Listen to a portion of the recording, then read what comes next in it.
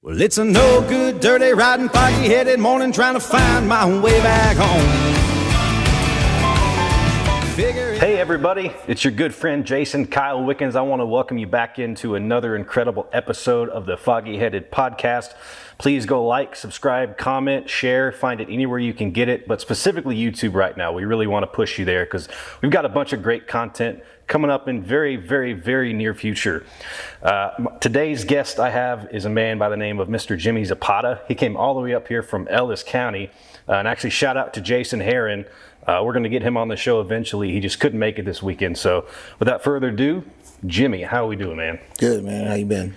Not too bad, man. Had the week off of gigs. Like I said, we were talking just before we started. I logged about 13, 14 drive hours last week. And you said you were just in Waco last night too, Yeah, right? we were in Waco last night. Drove right back up through that storm. Oh, came through. It's crazy. I didn't even think about that. Yeah, we got a little bit up here, but it was mostly just thunder and stuff. But I know down south it was pretty rough. Yeah, we got hail and all that good What stuff. time was that gig? It was 8 o'clock till midnight. Okay. Was that just acoustic or with a band or? Well, I was opening for Trigger Jones. Oh, very cool. My buddies, they're good band, good guys. And I stayed till the end of the night and helped them load out and all that stuff too. So it was like, man, how do we get those? How do I have free roadies? That's the ultimate goal, you can just show up, plug in, and play, right? Yeah. That's where everybody wants to make it. Well, hey, that being said, I always ask this question. It's cliche, I know it's cliche, but I want to ask questions I would ask myself. So the first one I always want to ask is, when did you start playing? How long did you start playing? Why did you start on guitar? Basically kind of give me some insight to how you got here. Ever since I could remember, I wanted to write songs. I didn't know how, how, or even what a song was. I still don't know how. I just do it. I wanted to do. I remember being 6 years old and telling my dad I want to be a songwriter when I grew up. Wow. And my dad was like, the typical you can do it, son. Sure. Whatever you put your mind to. But I'm sure he was like, you ain't gonna make no money doing that kind of stuff. Right. And here we are. My dad. So far, Dad's right. Yeah. But unfortunately, they usually are. Yeah. But I wrote my first song when I was 15. Wow. Started playing guitar when I was 15. Started playing guitar. Got home from my very first guitar lesson and wrote my very first song with the chord progression my teacher taught me. So it was basically just I was raring to go. It's just I'm ready. Let's start writing. So I don't remember, and I'm thankful that I don't remember that song, but I'm thankful that Right. Because you spend your whole life, most of your career is writing crappy songs, and you're just like... Well, it's just like the Janis Joplin story. She had 60, 70 pages just in her trunk because she thought they sucked, but you never want to throw something away. Yeah. Right? You never knew if you could spin it off or, hell, somebody else might like it and play it. Yeah. That happened all the time in the 50s and 60s. That's why we have so many of these great standards with so many different sonic sounds and voices, because music seemed to be back then a lot more of a brotherhood and a friendship. And it's so competitive right now for no reason. And that's the thing that a lot of us seem to struggle with. And even guys like Chris Cunningham, who's a decent sized name, he plays everywhere. Even he has that problem. It just seems like there's a competition. But that's part of the reason that we kind of had the idea of this podcast, just because it's nice to sit down and talk, especially with people who I've never really met before, just like yourself, or never had a long conversation with, just about music. We're just sitting around talking, inspiring people. We talk about some hard-hitting things, which we'll get to later on, but and I asked this question as well, and it's probably a little hard off the top of your head, but if you could, give me your top 3 influences, whether they're songwriters, performers, pure vocalists, anything that made you pick it up and keep it going. What is it? Guilty pleasure, I would say, is one of the big inspirations, I guess, or motivations for wanting to start writing and performing, or performing music live.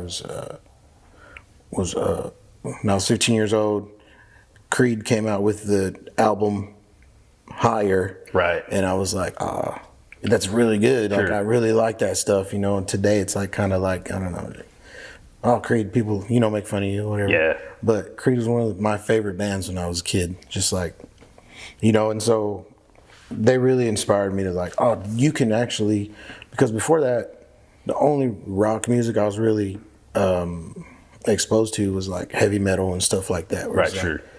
Those guys don't really sing though, you know, they're you know, they don't really sing, and then you get a guy that actually sings, and it's like, oh man, that's cool because he sings, you know. And then you start finding other people that, you know, Alice in Chains and you know, Soundgarden and all that kind of stuff. As a kid, like in the 90s, you don't have access to all that stuff like kids do today. Yeah, there was LimeWire. Yeah, and then and you know, us being poor, we didn't even have computer, internet, or nothing like that. So like what I got was what was heard on the radio, you know, what my friends told me about, borrowed CDs here and there, you know, that kind of stuff.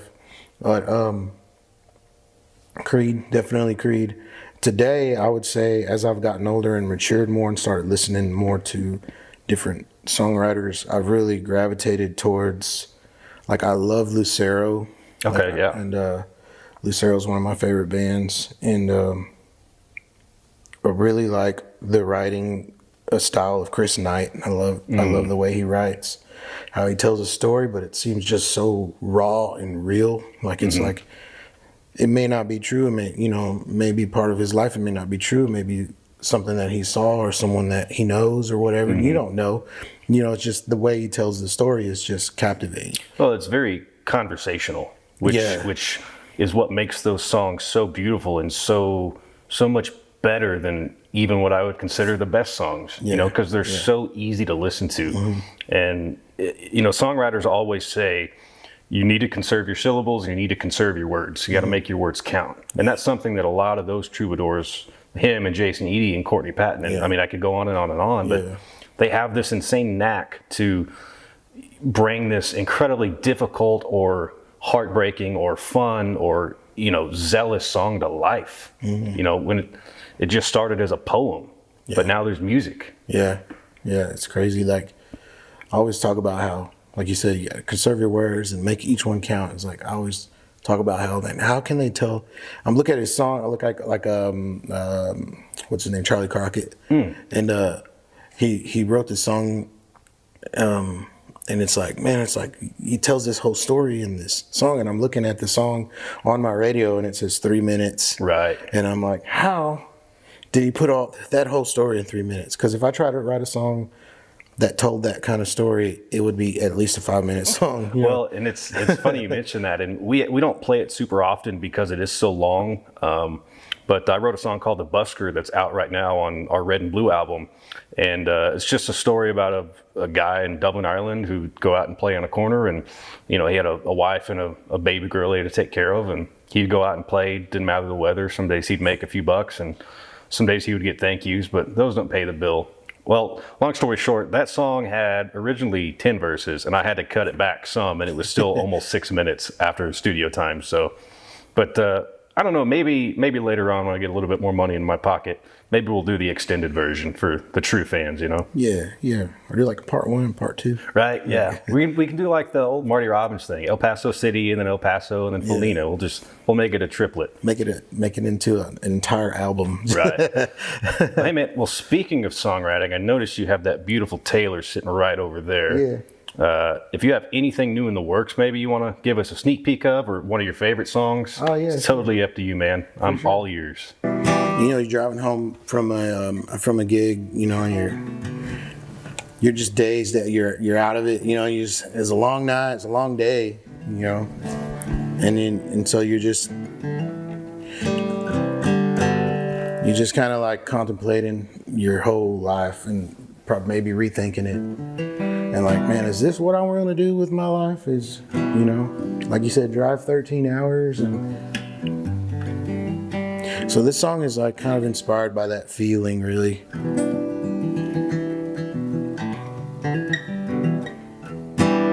It's called, I forgot what it was called.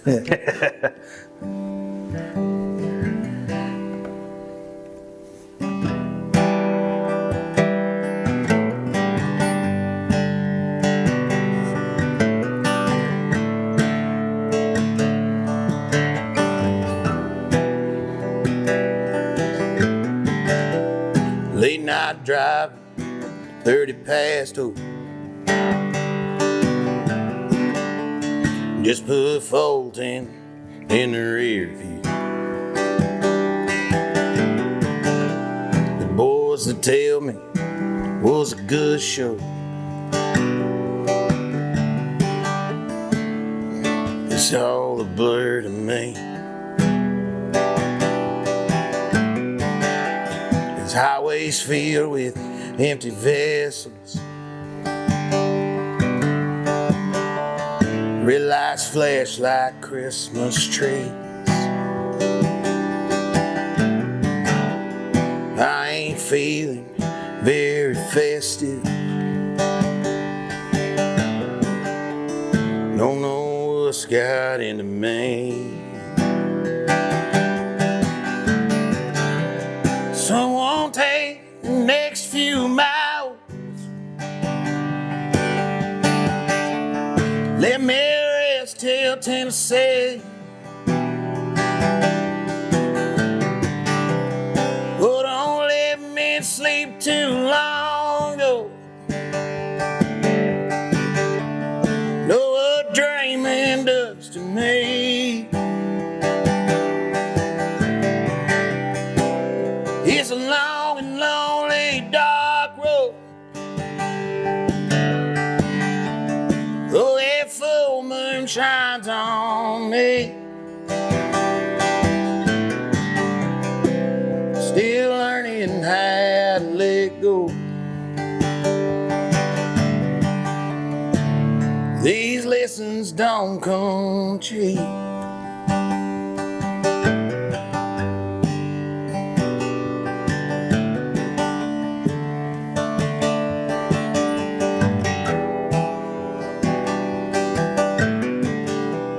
Taking chances with my young soul.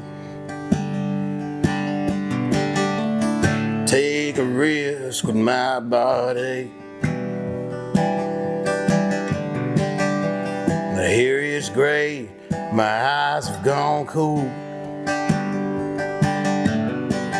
Time's wiped the white off of my teeth. Someone take the next few miles.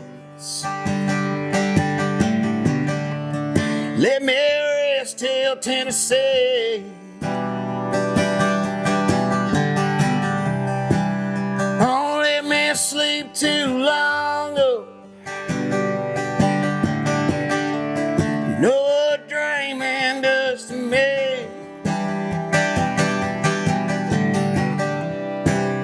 It's a long and lonely dark road.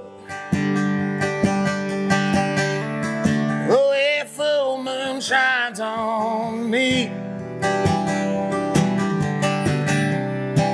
Still learning how to let go. These lessons don't come cheap. Still learning how to let go. These lessons don't come cheap.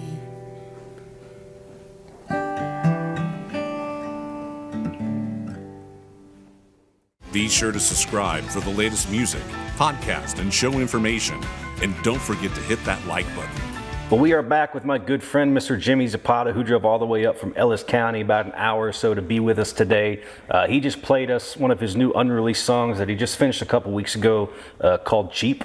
And I know you prefaced it just a little bit. Do you mind telling us one more time just about the details of how that song came about? I know we talked about driving and windshield hours and being tired and being pissed off and, you know, just trying to scrap it out. Yeah, you know, there was a point when I was playing music. You know, I've been playing music for a good while now, and there was a time, a season, you might say, where not a day went by where I didn't think, like, man, I should quit. What am I doing? Yeah, I should quit doing music. This is so stressful, and that song comes from that kind of mindset where you're just like, man, like, everything's going wrong, and anything, even if when stuff goes right, you know, Right. you're just like, You're always looking for what's about to happen after it goes right. so you get a cool gig, but it's 6 hours away, and you know, now you're driving home from that gig, and you're Right. like, man, this. I mean, that's a 18-hour day, right? Yeah.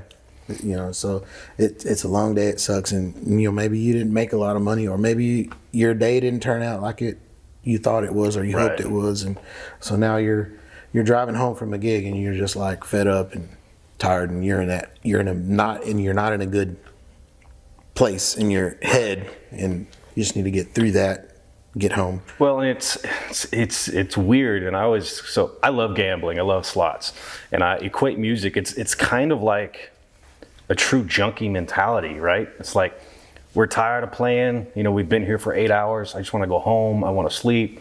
Nobody clapped. Nobody cared. Nobody tipped. And you're going to get those, and they suck when they happen, and they do make you question sometimes if you even enjoy it. But I mean, going along that same vein, like I'm saying, that junkie mentality, you know, there's always that, you know, one more spin, I'm going to win, right? One more gig, I'm going to pick up 5 fans. So it's just this crazy part of the human condition that, at least for me, doesn't let me stop. As much as tired as I am, as angry as I get at it, as pissed off if I get at people for not caring or not listening or not shutting up at a quiet songwriter show. And so, and a lot of that's just my personality. And it definitely comes out more than I wish it would sometimes. But I think music is just something that everybody needs. Yeah. The line in the song, you know, is still learning how to let go, you know, and that's the whole, the secret is to learn to let go of those things and to focus on what matters. Right. You know? Because even if people don't clap, I've learned a lot of times that they're listening, you know, Right. They may not be clapping, and it may just be because no one else is clapping, so they don't want to. There's that social anxiety. Be that about person, that. you know. I don't well, wanna it's be actually that. it's funny you mentioned that, because that makes me sound like a hypocrite now that I'm saying it. But I'm actually the same way when I go see shows, when I rarely do. Like, and maybe it's a musician mentality, maybe it's a writer mentality, but I don't always applaud unless other people do. So it's kind of funny you brought that up, because I kind of just realized I'm a hypocrite. But it's okay. This podcast is all about learning. That's what we're here for. So we've got a song on the new album, Red and Blue, and this song is titled "Purple Shades of Heaven." It's a very, very somber, important song. It's about somebody who was very, very close to me that died a few years ago, and it's the weirdest thing, you know, because this was the most important and emotional song on the album, and the band really put in the time and the work to give it the justice and the love it deserved. But it's not a dancing tune, but it seems like every time we play it, which really isn't that often, because some songs you just don't have to play all the time, and some songs are just for you. But we find people dancing to this song about, you know, a funeral and purple shades of heaven and the sky looking down. It's the craziest sort of dichotomy between audience and somebody who wants to dance, you know? Right. Yeah, it's crazy. I mean, if you look at it, one of the most like famous danceable songs like today is that a Whiskey Myers song, Broken Window Serenade. You know, and it's not the type of song that if it was just lyrics, you wouldn't feel like dancing. Yeah, you know, for sure. And it's like that. It's like, man, some of those songs hit close when you're listening to them, but when you hear the music, it's a different experience. You know, when you're live, Right, you know, sure. it's a different experience. Well, and that's fun too, because a lot of times opposites really do attract songwriting wise. You know, you've got a happy song with a somber melody, or you've got an angry, heartbroken song with this real rough, outlaw, kind of rugged sound. Yeah. And so that's something I try to incorporate. And of course, songwriting is an art and a skill. It's a muscle too. So if you're not doing it, you're not going to get better. And quite honestly, you're going to atrophy a little bit. I feel that way more times than not, because I've gotten away from writing quantity. I mean, I still try to stay fresh and get words out and everything of that nature, but I'm more focused on quality now, you know, because we've got 11 to 12 really, really solid songs out streaming everywhere. So now it's time to figure out what the audience really, really enjoys, and then kind of tap more into that vein. I mean, obviously you just played a song, Cheap, which I think a lot of artists can relate to, and even people that aren't artists necessarily. I think there's a lot of jobs that are similar to this, Right. You know, in terms of hours and being away and having a difficult love life and not seeing people. I mean, it's been a while since I've had, you know, Sunday dinner with my family, just living up here and being busy and being tired. And luckily, you know, they're okay with it because they understand. But circling back to songwriting, do you typically go music first? Do you have an idea first? Just spitball? Does it kind of just vary? Because for me, it varies. Yeah, I think it varies. I mean, there's times where I get songs all over the place, dude. Like they come from everywhere. Like it'll just be like a thought, or like the other day I was talking to my girl. We were riding in the truck, and I was like, I got this idea for a song. It's called Dallas Days, Fort Worth Nights. Oh, right? And so, oh wait, I was like, I think it's already been done. Yeah, it's already been written. And I was like, and she looked it up, and sure enough, Chris it was Ledoux. exactly what you had in mind. idea. Wow. My premise. The guy works days, but he goes to Fort Worth at night and to the honky tonks. So he running like a double life. Yeah. And I was like, you know, it's already been, I feel like it's already been written. And sure enough, man, like exactly, it was already written. But sometimes it's like an idea. It's like, oh, I need to write a song about this. You know, I need to write a song. I can't remember what we were talking about earlier, but I was like, I need to write a song about, like, whiskey is not my friend, or you write a song from a point of view where if whiskey is one of your friends, but like the one that always gets you in trouble, the one that's always messing up, and you end up taking the blame for everything, like that one, I need to write that one.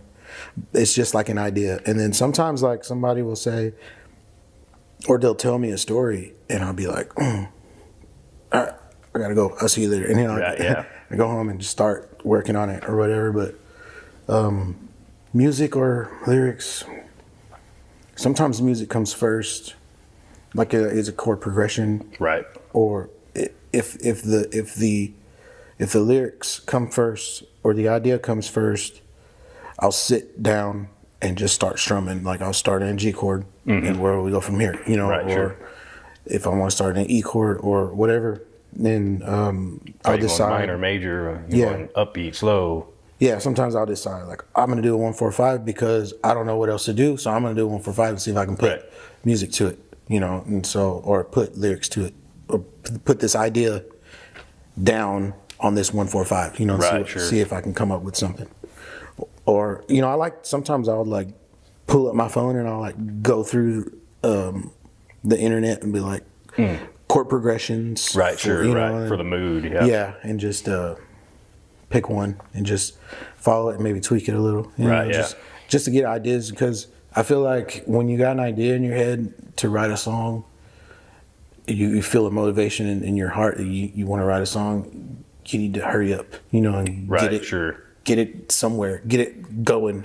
At least get it out there, so you know. Well, and because I always find myself, you know, because I've been writing and playing for almost a decade, and you know, I used to write a lot more when I was in college and when I was working at the radio station, just because I met so many cool people and I heard all these fun stories. I mean, my second week working there, I got to talk to Gary P. Nunn. Oh, cool. Right? Yeah. So it's just little stuff like that keeps you going. But I'll always go back and read some lyrics I wrote in my notes on my phone or I typed up on a computer. I need to get back to handwriting because for some reason it tricks your brain into, you know, continuing more, whatever reason. There's some science behind that. I need to do that too. I haven't done that in a while. Yeah, so handwriting is very, very important. And actually, in my guitar case, I've got the original legal pads with most of the songs on this album on it. And those are almost 10 years old. I just think it's a very unique sort of opportunity we're given. And ironically, it's not forgiving. But why do you love it? Why do you stress yourself out? Why not? I don't know. That's one of those things where it's like, who would I be if I wasn't writing music? Like, who would I be?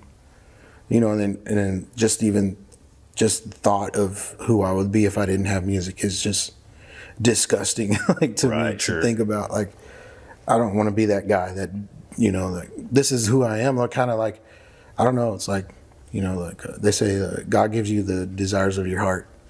So why would you desire anything else? You know, and any other thing when you desire to be one thing, and if you contemplate being anything else, right, you just can't see yourself in that. So it's like, well, I want to be a songwriter. I am a songwriter. Sure. And it's not a label. It's just the life you live. Yeah.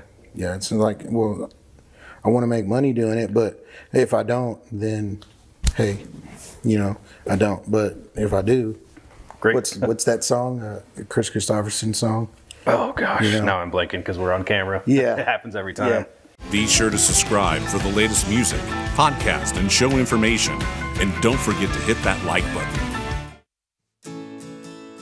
Hi, it's Mike Daniels, and it's time for another cocktail segment with us. And today we're going to make something kind of easy. It's a 3-ingredient cocktail. Start out with a chilled glass of ice.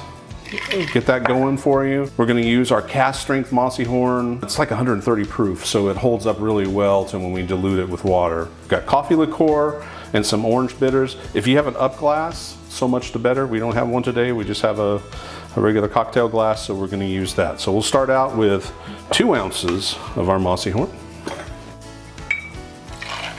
We're going to go with half an ounce of our coffee liqueur. Choose your favorite. That one's mine. And 2 dashes of orange bitters. 1, 2. One thing about bitters is give them a shake. Don't be afraid of them. And then we're going to stir. No shaking today, even though I'm using a shaker glass. First, we're going to get rid of our ice here. It's just a chilled glass. And we'll strain that off. Into that, you can see why this would work really good on an up glass. And then if you want, you could throw a cherry in there. You won't hurt my feelings. And that is the Revolver. You got that whiskey, nice bourbon, you got the coffee kick on the back of it, and you got a cherry waiting for you at the bottom. Great drink. Give it a try. Welcome back into the Foggy Headed Podcast. I hope you enjoyed that fantastic cocktail made with Mossy Horn Whiskey, thanks to our resident keyboard player and mixologist, Mr. Doc. We'll call him back there in the kitchen. But right now we are back with Mr. Jimmy Zapata, and we are going to take a listen to one of his brand new singles off of his recent EP called Hard Luck and Pride.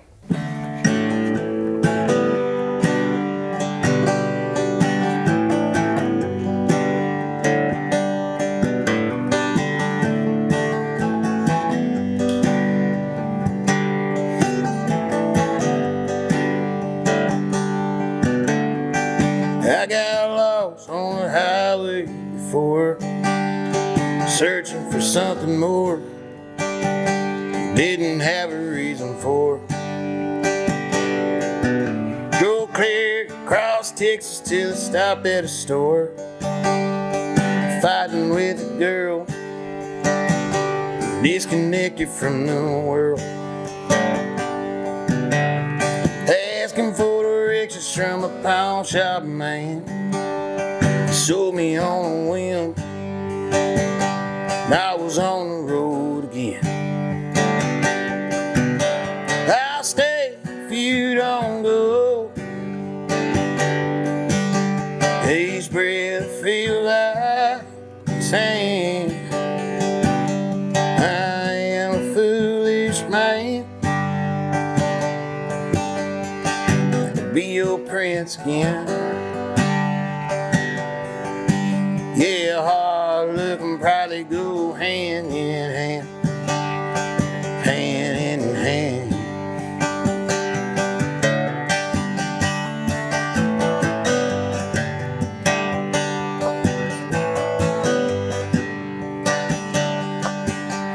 Saw a Jesus sticker on a Chevrolet, said I am the way on this lost highway. Ain't it funny, desperation has a lasting touch, how it stings so much, leaves you coughing on the dust. I'll stay if you don't go, but each breath I feel like saying I am a foolish man.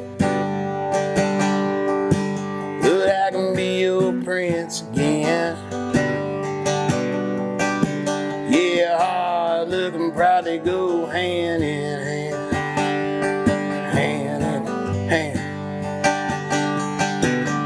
I'll stay if you don't go.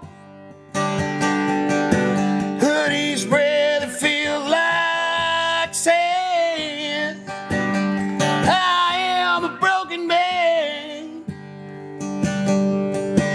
but I can be your prince again. Hard looking, proud to go hand in hand, hand in hand. Yeah, hard looking, proud to go hand in hand, hand in hand.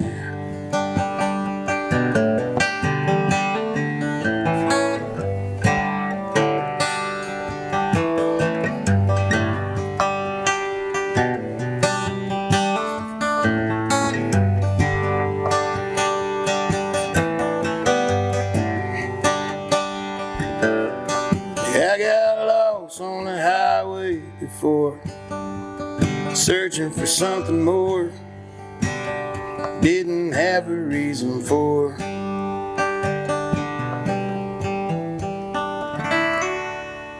That was Jimmy Zapata's latest single, Hard Luck and Pride, off of his new EP that was out last month. You go check that out everywhere you can. That's on Spotify, Apple, everywhere, right? Yes, sir. Awesome. Well, hey, before we take off, I just had to tell you, I've been trying to find a place to say it all podcasts, but your vocals and your play style, it's almost as if Chris Cunningham, Foggy Headed alumni, and Chris Stapleton kind of ran headfirst into each other and merged with the voice and the face. So, I mean, you've got incredible rasp, and I'm always irrationally jealous of people with that nice kind of raspy voice. You know, like Tyler Bond, we were talking about it, and he was telling me, you know, he's just as jealous of my vibrato and my falsetto. So I think there's always things that artists wish they had but don't have. But that's what makes us unique, right? Yeah. Which goes back to the competition thing. Right, there's really no competition unless you put it on yourself. Yeah, no, yeah, and if you gotta, it can be a competition if you want it to be, but you have to do it from a healthy perspective. Right. It's like, don't take it personal when you lose, you know, because it's not his fault that you lost. Right. Know, or you're the only one who sees that you lost. You know, so true. Maybe he's looking at you and be like, dang, you know, that guy's got some really nice boots on, and right, you know. Sure. Well, and that's I mean, and that's the thing about art in any form. You know, painting, writing, performing, singing. Like, it's so subjective, right? Yeah, Which is why, definitely. Like, especially when it comes to radio now, you could have the best song of the year, but if you don't have the right team behind you, or not the right person hears it just one time, it doesn't matter. Yeah. And it's just like I'm not a big like painting guy. I just don't understand that part of the art world. But you know, the price and the value is in the eye of the beholder. Which is why people like you, for example, with that voice, you know, it's because I can't. It draws me in to hear that, and I think a lot more people are that way than we think. We don't have conversations like this with, you know, somebody just in the audience half the time. So maybe in the future we might have to bring on somebody from a show who really loved us or loved somebody who's on the show, because I think that would be a very fun sort of interaction to hear their side of it, right? Because I can guarantee you I can't see past 2 or 3 rows of people with my hat and the lights, so I don't know who's applauding. I don't know who's out there having fun. And so we want to bring those people where they matter, right, with us, which is why we want such a big team. And I'm very, very lucky and blessed with my band and our producers and our publicists. And, you know, as much as I hate social media, it's necessary. And it is very, very, very helpful. And speaking of social media, before I let you go, please let everybody know where they can check you out. Any new music may be coming up, YouTube, Spotify. Just give me your tags and we'll put them up probably right here somewhere down at the bottom, and hopefully we'll get you rocking and rolling, man. Yeah, for sure, man. Check me out on, you can find me on Facebook, Jimmy Zapata. You can find my band, The Coyote Stylite. Find us on Spotify, both The Coyote Stylite and as a solo Jimmy Zapata. You can find on Spotify, everywhere you stream your music. Also, I have a YouTube channel, Jimmy Zapata. You can find me on YouTube. I got some stuff up there. I did a few podcasts of my own, not as cool as this one, but brought some songwriters on, and we sang some songs together, and we had a good time. Yeah, find me on all the social medias, man, and follow me, reach out to me. holler at me. Let me say what's up. Well, hey, this is Jimmy Zapata. I'm very, very happy he drove all the way up to be on this episode of the podcast with us. Please remember to hit that like, subscribe button, comment, share. Go check out Jason Kyle Wickens' YouTube. That's obviously where these are going to be posted. We're going to have a lot of content for you coming. We've got a roundtable idea talking about the album that's recently been out, Red and Blue. We've got a bunch of fun little snippets and clips that we're going to post for everybody with even more Mossy Horn cocktails, and hopefully our drummer Richard, he'll be in an alien costume, but we'll fill you in on that later. This is Jason Kyle Wickens. Thank y'all so much for hanging out today. This is the Foggy Headed Podcast. Now streaming on all major platforms. Red and Blue, Jason Kyle Wickens' debut album. Figuring out, leaving no doubts where the hell did I went wrong. Is it the beer on tap?